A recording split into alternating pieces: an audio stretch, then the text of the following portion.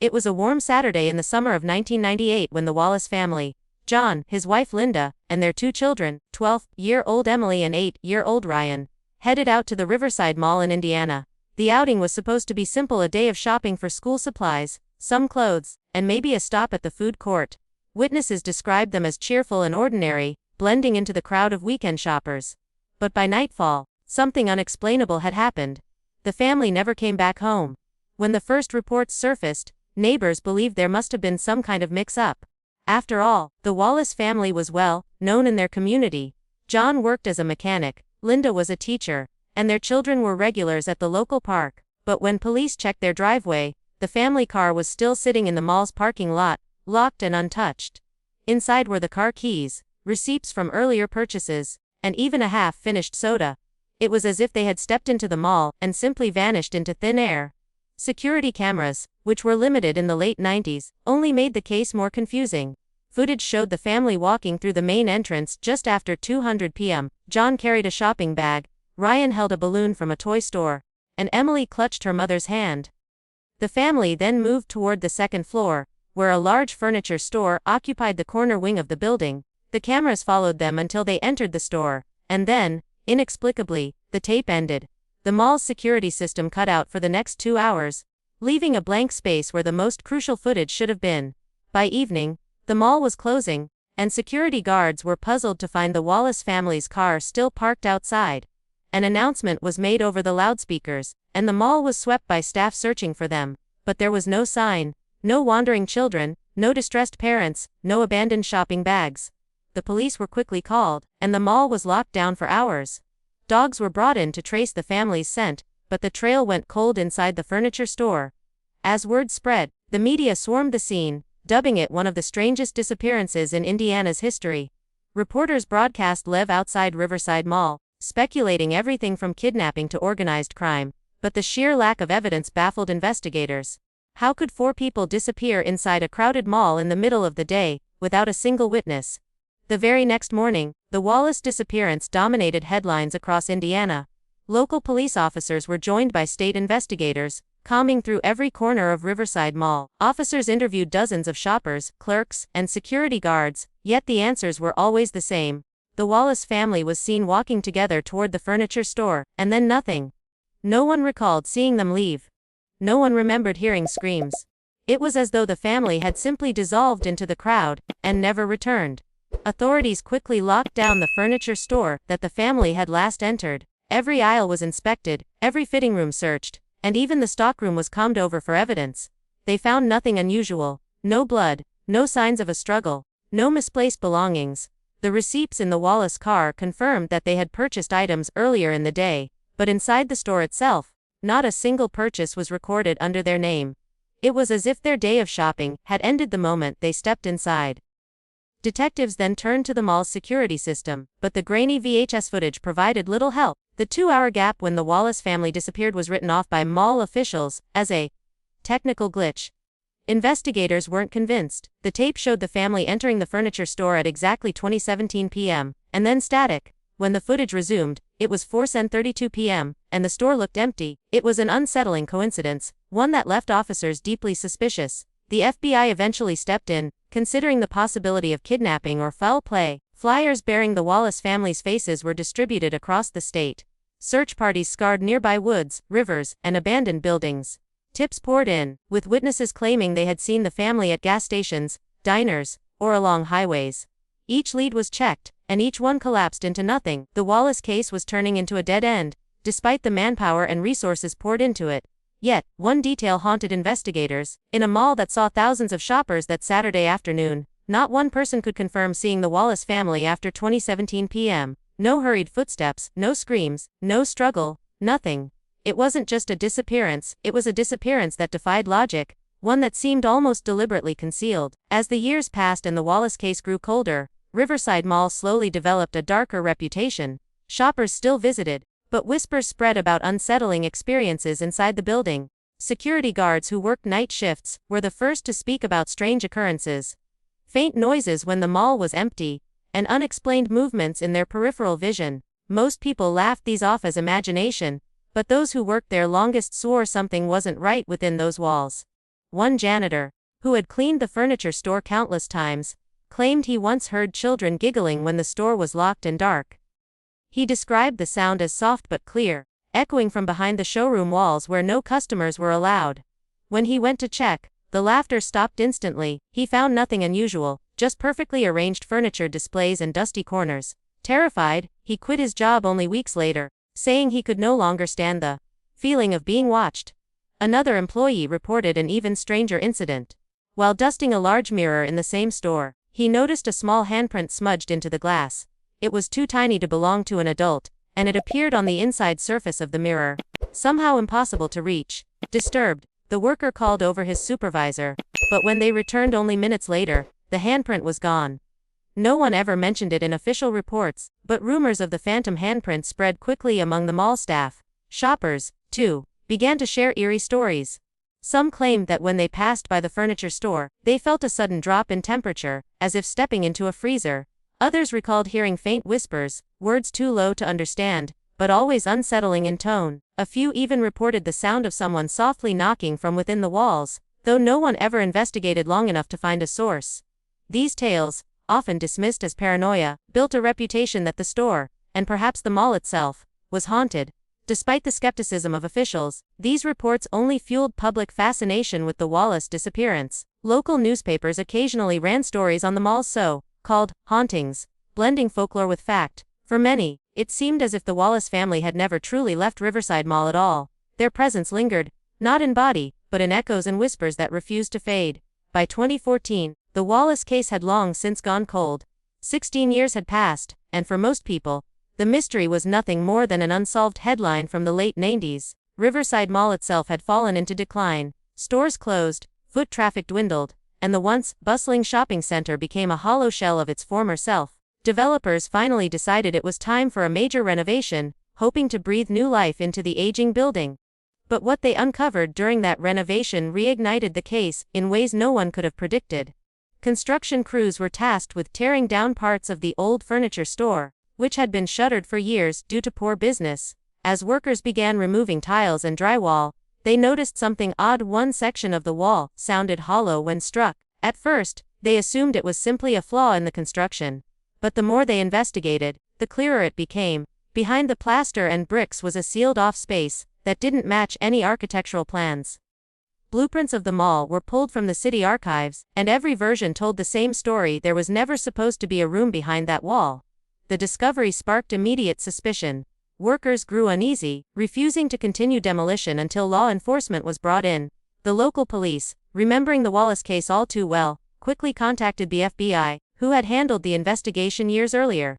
Within days, the site was swarming with federal agents, evidence teams, and crime scene specialists. The FBI cordoned off the furniture store and began carefully breaking through the wall.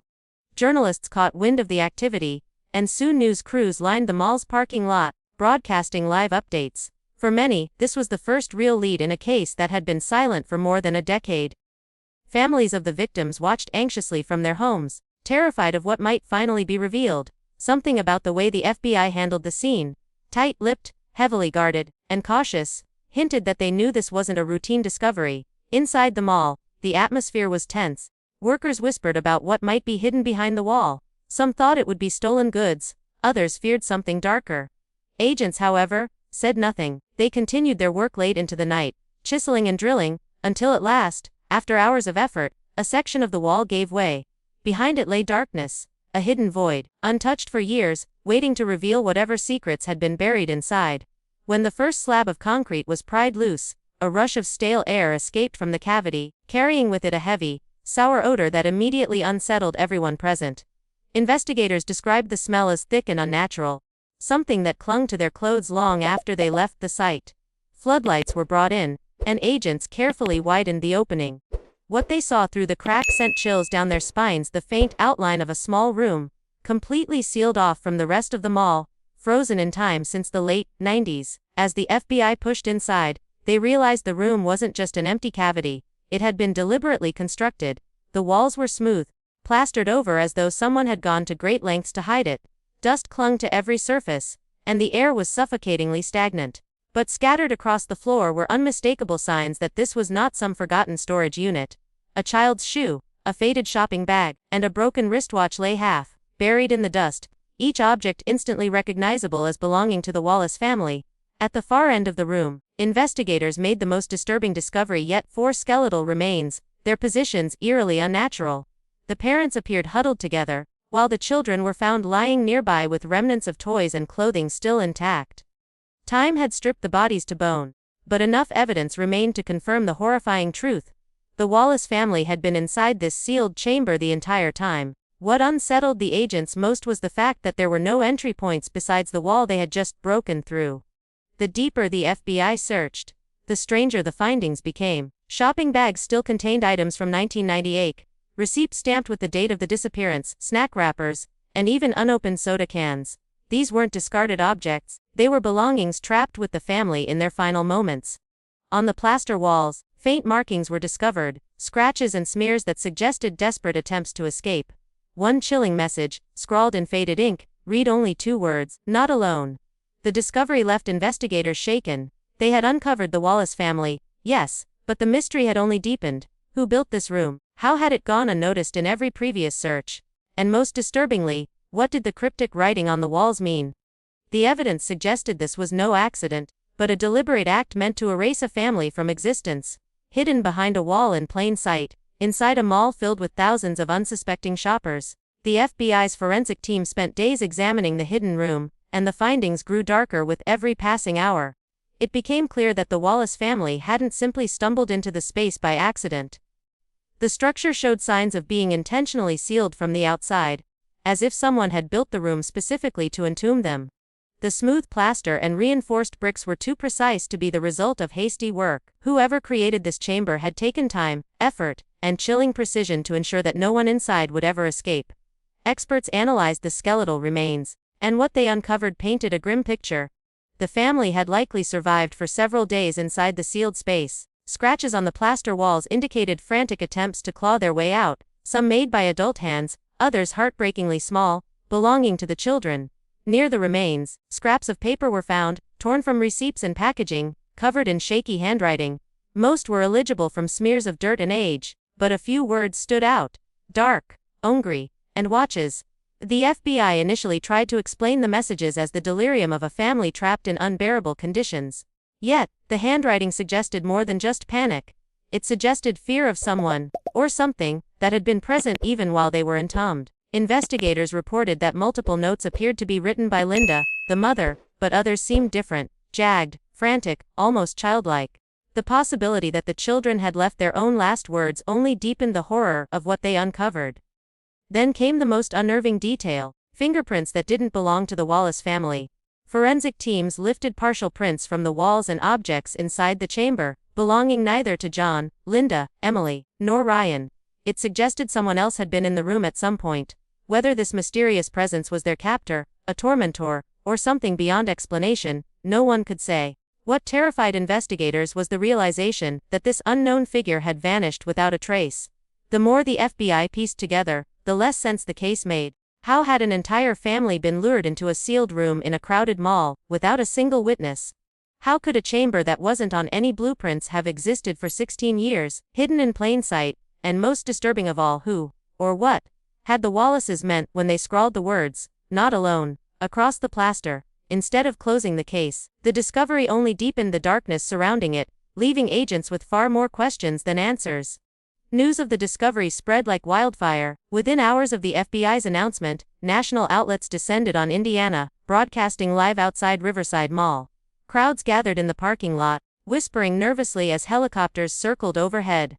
The Wallace family's relatives, who had lived for years without closure, were suddenly thrust back into the spotlight. Some wept openly, others demanded answers, but the only thing everyone agreed on was this: the truth uncovered inside the wall was far worse than anything they had imagined. The mall itself quickly became a place of fear. Shoppers refused to enter, and many stores closed their doors permanently. Employees spoke of sleepless nights, haunted by the knowledge that they had worked only feet away from a hidden tomb. A few even claimed that after the wall was opened, the strange occurrences intensified: knocks in the night, whispers in locked rooms, and cold drafts that seemed to come from nowhere. Word spread quickly that the Wallace family's spirits had not left with their bodies. Local officials attempted to downplay the growing panic, but they couldn't silence the questions. How had the room gone unnoticed during multiple searches?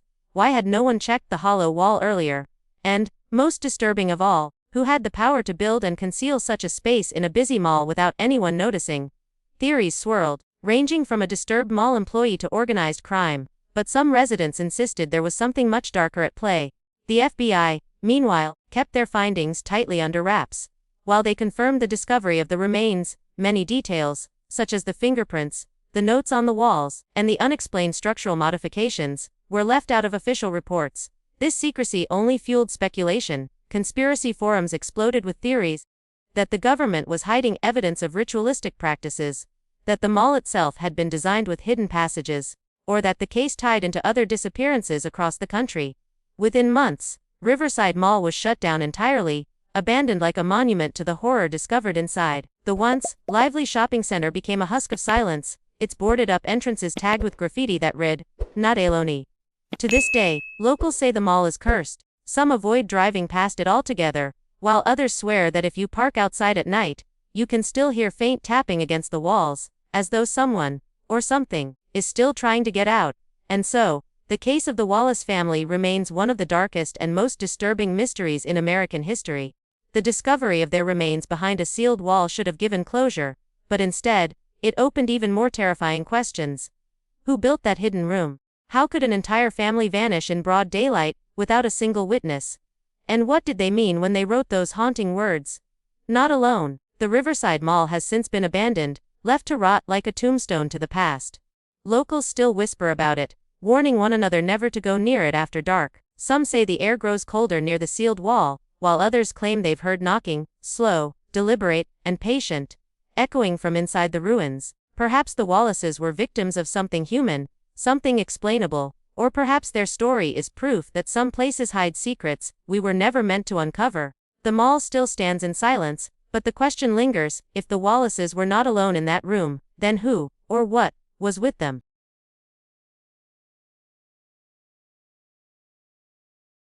If you liked this video, don't forget to hit that like button, share it with your friends, and drop your thoughts in the comments below. Most importantly, subscribe and hit the bell icon so the next secret finds you first.